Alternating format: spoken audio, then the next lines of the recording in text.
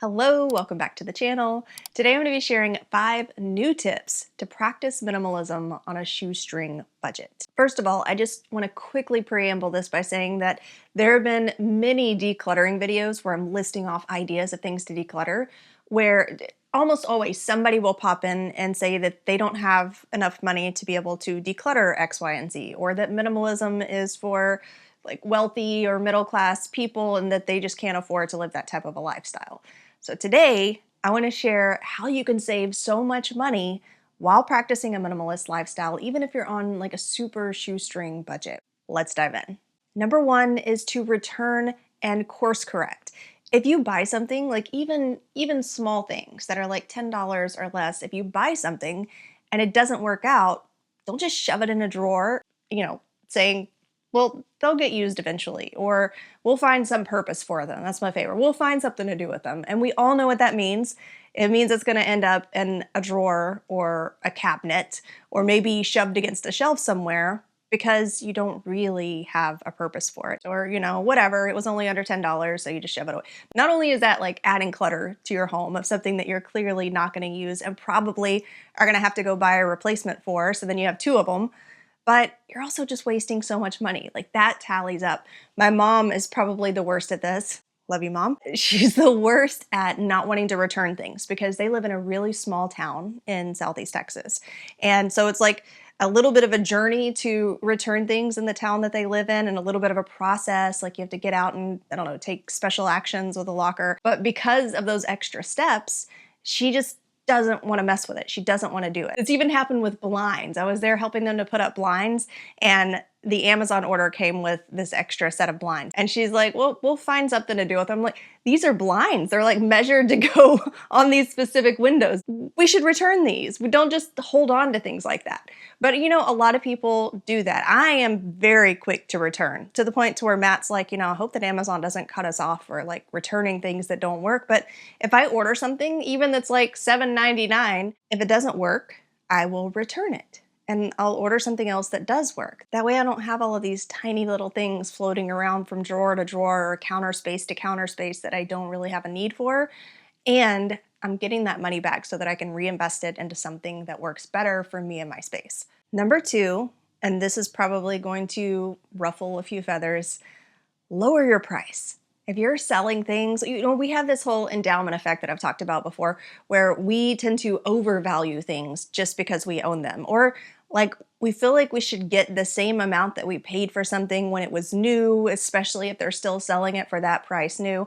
We have this unrealistic expectation when it comes to our belongings and their worth. And this may not even apply to everybody. There may be some of you who are listening who are like, well, I keep my price pretty low and I try to get things out the door as quickly as possible. But there are many things and many people that I see who will post things at these just unreasonable prices that nobody's going to buy. Like your auntie's antique furniture collection. Unless there's somebody who's specifically looking for that kind of vintage furniture at that particular moment, it's probably going to end up sitting in your garage or in storage for a really long time before you finally agree to lower the price. I sell things all the time. I feel like I'm almost in this continuous state of selling things on Facebook Marketplace or OfferUp. I sell things all the time. If I see something that I feel like is at all valuable, that it's worth, like if it's worth $20 or more, it's kind of my benchmark, then I'll post it to sell and I'll see what's out there.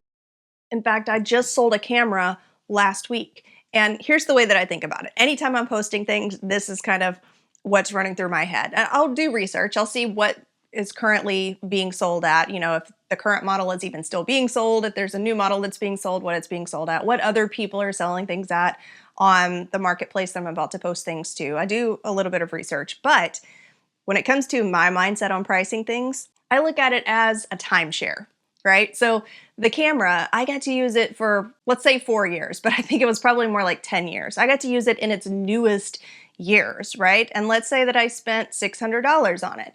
I wouldn't expect to get even $500 for that. If I put it at even half the price, maybe even lower than half the price, but let's say I put it at half the price. Well, then I'm getting this timeshare where I've gotten to use the best years of the camera for $300 when it was worth $600. I'm not using it anymore anyway. Like to me, that's a clear win. All of Chloe's special things, like the swing for when she was an infant, I didn't try to sell it at the same price that I bought it for. I sold it way down lower than that and thought, oh, well, this is like me getting a great discount on it when I first bought it for the time that I would need it. And now I'm just getting recouped some of that money, like a late rebate. Things move out the door. You don't have as much excess. You're able to more easily and seamlessly live a more minimalist lifestyle without things shoved at different places. And you're getting a little bit of money back versus no money because you're storing things and waiting, hoping that somebody will pay the price that you've set.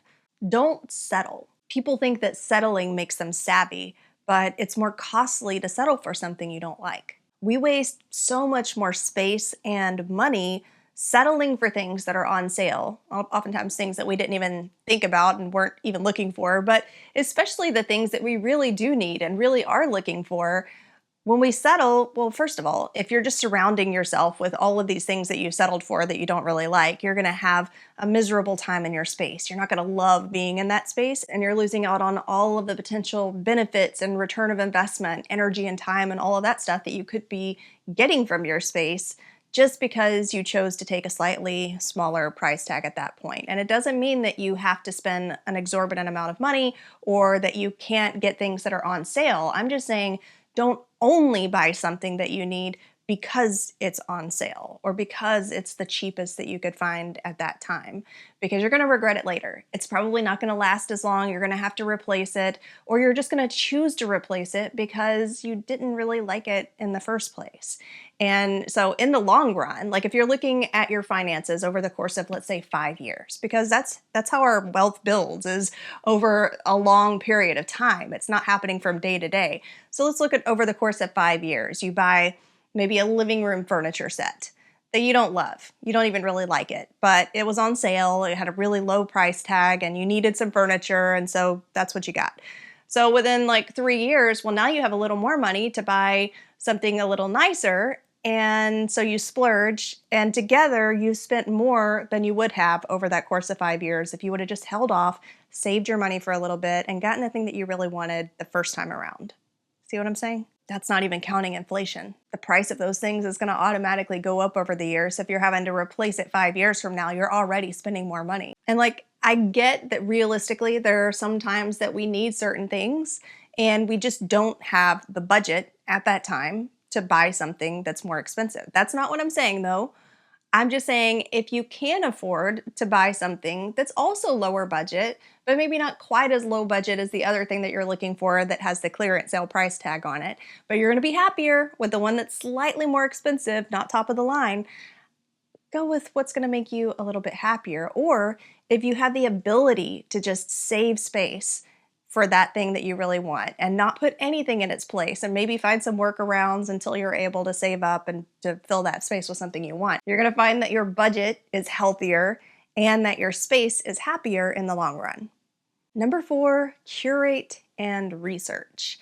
If I told you how much time I spend researching and even like curating Pinterest boards, depending on what it is that I'm buying, but even the smallest thing, like I bought a glass nail file recently, and I can't even tell you how many glass nail file accounts I looked through. And this was something that was definitely under $15, and the one that I got ended up being under $10.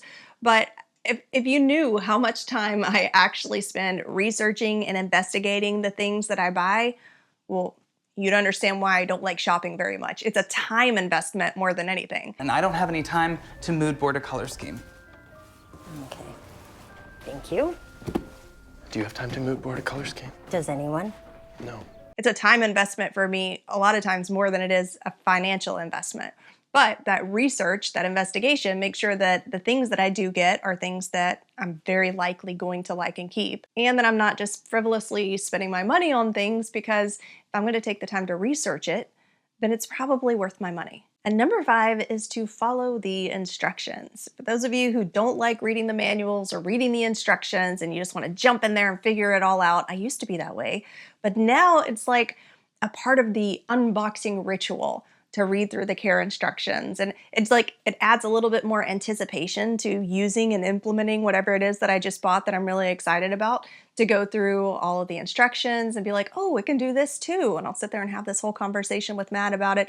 Anyway, you can make it like a fun part of the unboxing process is what I'm saying. I especially love it when they come with care instructions on really nice cardstock with a really pretty font, you know. Again, it's just a part of this whole unboxing enjoyment. But it also means that I'm taking care of the things appropriately so that I'm not having to replace them more frequently. So like the RoboVacs, I make sure that they're regularly emptied. I know how they function. I know what cycles they need to go through. You know, like I'm wiping off the sensors occasionally so that those things can last as long as they're physically capable of lasting. Whenever I get a new duvet cover, I'm looking at the tag or the instructions on how it needs to be washed and maintained. Pots and pans, can you use them in the dishwasher? What kind of scrubbers do you need to use? Are there certain kinds of utensils? You know, when you actually take the time and make it an enjoyable part of the process, you know how to take care of the things that you own, and so you're not having to replace them as frequently, and you're not going to be as frustrated leaving hate reviews on everything because it didn't hold up the way that you expected it to. Again, you'll have a simpler, more well-maintained, streamlined space that you know how to care for, and your budget is going to feel a lot more free. You're not going to feel like, oh, well, I need to hold on to this because this vacuum is probably going to break any day now. If you had stuff that you liked in the first place and you returned anything that you didn't like so that you're getting your money back for those things, if you read the care instructions so that you're really tending to and taking care of all of the things that you own and making them last a really long time